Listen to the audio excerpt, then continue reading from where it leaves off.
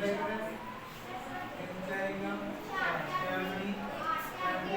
दो, लिखना मत करो ना, भैया ध्यान दो, थोड़ी देर बाद लिखना।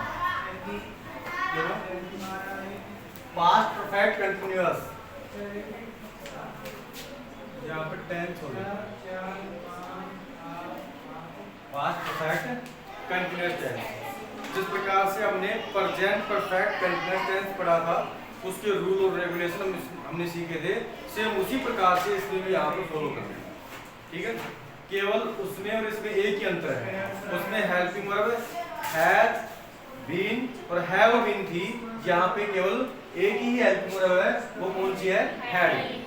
ठीक है ना, सभी सब्जेक्ट्स के साथ में आपको हैड बीन का प्रयोग करना है, और वहां पर ही सी इट नेम या सिंगुलर नाउन के साथ में हेल्पिंग वर्ब हैज बीन का प्रयोग करना था, और आई वी यू दे या फिर प्लूरल नाउन बहुवचन संज्ञा के साथ में आपको हैव बीन का प्रयोग करना है। बाकी रूल और रेगुलेशन सारे सेम, कहीं कोई किसी प्रकार का परिवर्तन नहीं है। उसमें हमने सिंस फोर का प्रयोग बताया था, तो सिंस फोर के प्रयोग को हमने डिटेल से समझाया था, और उसमें एग्जांपल भी लिखवाए थे, जैसे कि इसमें सिंस फोर का प्रयोग किया गया पॉइंट ऑफ टाइम निश्चित समय दर्शाने के लिए, उसमें लिखवाया था एग्जांपल कैसे, यानी since morning, since evening, since Monday, since year, since week, इस प्रकार से लिखवाया ना एग्जांपल। और फोर के प्रयोग में भी हमने आपको लिखवाया, लेकिन यहाँ पर हमने आपको डिटेल से समझाने का प्रयास नहीं किया है, क्योंकि हमने प्रेजेंट परफेक्ट कंटीन्यूअस टेंस में आपको समझा दिया था। जिन विद्यार्थियों ने प्रेजेंट परफेक्ट कंटीन्यूअस टेंस नहीं समझा है, उनके लिए यहाँ पे समझाया जाएगा, लेकिन उतारना आपको जैसे लेट आए तो किसी दूसरे को, ठीक है ना, तो किसी को ध्यान रखना। देखिए, इसको पहचानने के लिए जिन हिंदी वाक्यों के अंत में समय से पहले से रहा था, से रही थी, से रहे थे आदि शब्द हो, तो वह पास्ट परफेक्ट कंटीन्यूअस टेंस कहलाता है। अगर हम प्रेजेंट परफेक्ट कंटीन्यूअस टेंस की बात करें, तो उसमें क्या था, यानी से रही थी, से है सब लगाना, से रहा है, से रही है, से रहे हैं, से रहा हूं, ठीक है ना, इसमें ऐसे शब्द थे, और यहाँ पे है की जगह क्या गया है? था, थी, थे। रूल नंबर फर्स्ट है कि इस टेंस के सेंटेंस में हेल्पिंग वर्ब सभी सब्जेक्ट्स के साथ में हैड बीन का प्रयोग किया जाता है। इस टेंस के सेंटेंस में सिंस फोर का भी प्रयोग किया जाता है। सिंस का प्रयोग पॉइंट ऑफ टाइम या निश्चित समय दर्शाने के लिए किया जाता है। एग्जांपल मैंने बताया आपको कि since Monday, since evening, since morning, since week, since year, since hours, ठीक है, या फिर सिंस 1997, सिंस 2001, एनीवन।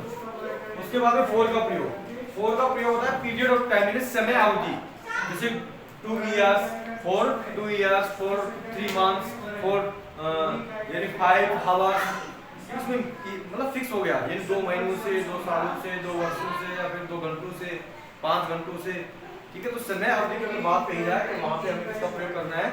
फोर का प्रयोग।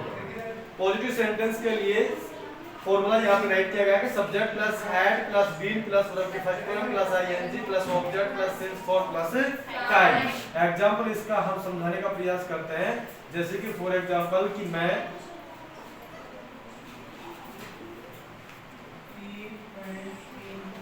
सुबह से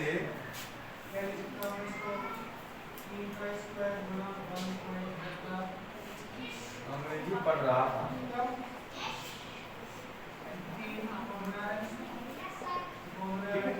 मैं सुबह से अंग्रेजी पढ़ रहा था, तो यहाँ पे सब्जेक्ट क्या है हमारा?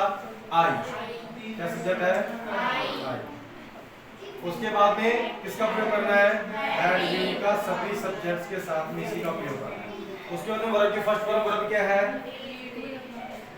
उसके साथ में क्या लगा देना है? आई। उसके बाद में ऑब्जेक्ट क्या है? इंग्लिश। उसके बाद में सिंस या फॉर में किसका प्रयोग करना है? सिंस का, क्योंकि सुबह से आया है, सुबह से यानी वर्षों से, सप्ताहों से, महीनों से, सालों से, या फिर 1997 से, 2001 से, ठीक है, यानी निश्चित समय अवधि की बात कही जाए तो आपको सिंस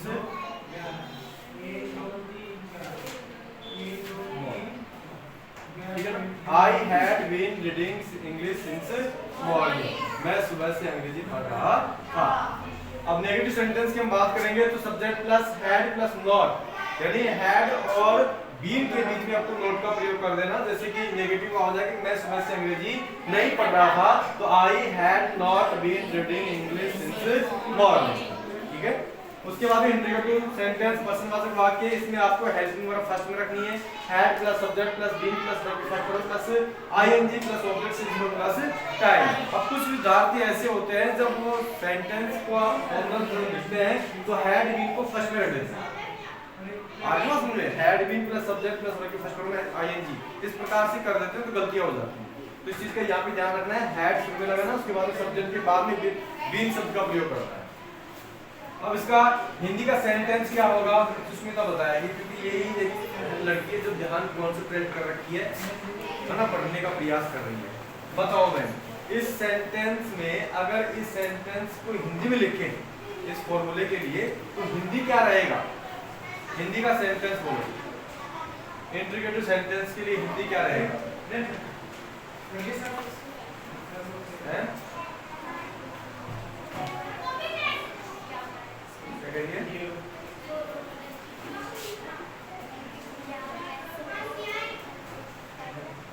हाँ पढ़ रहा था, तो उसमें फिर आपको इंग्लिश बनानी कैसे बनाओगे?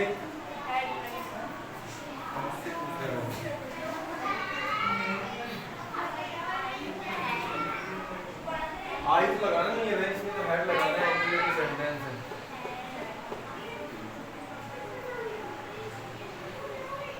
दिमाग की ताकत खो गई है ना, बाद में राइट कर लेना, समय आपको मिलेगा, नहीं भी मिलेगा तो आप कल राइट करवाएंगे, ठीक है, इसको ध्यान दिया करो।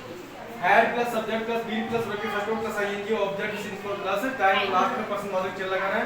डबल एच वर्ड वाले सेंटेंस में डबल एच वर्ड आगे लगा देना, बाकी सेंटेंस हमारा सेम रहेगा। इंट्रीगेटिव नेगेटिव सेंटेंस में ये जो सेंटेंस है फॉर्मूला है और ये जो फॉर्मूला है, इसमें एक ही अंतर है कि यहाँ पे सब्जेक्ट के बाद में नोट नहीं लगाया, यहाँ सब्जेक्ट के बाद में नेगेटिव है इसलिए नोट लगाया। ठीक है, डबल एच वर्ड में इसी सेंटेंस के आगे क्या लगा देना है, डबल एच वर्ड एच को स्मॉल कर देना, बाकी हमारा फॉर्मूला सेम है। यहाँ तक किसी बच्चे को प्रोनाउंसिएशन से दिक्कत आपस में डिफिकल्टी है क्या? नहीं है ना। अब ये जो सेंटेंस है इसी सेंटेंस का negative integrated integrated negative double H word आप खुद सर्च करो, अगर समस्या होगी तो मेरे से आप पूछो, अगर कॉपी करना है उसके बाद में फिर जांच करवाने के बाद अब पहले राइट कर लो ना, उसके बाद का काम है सेंटेंस का।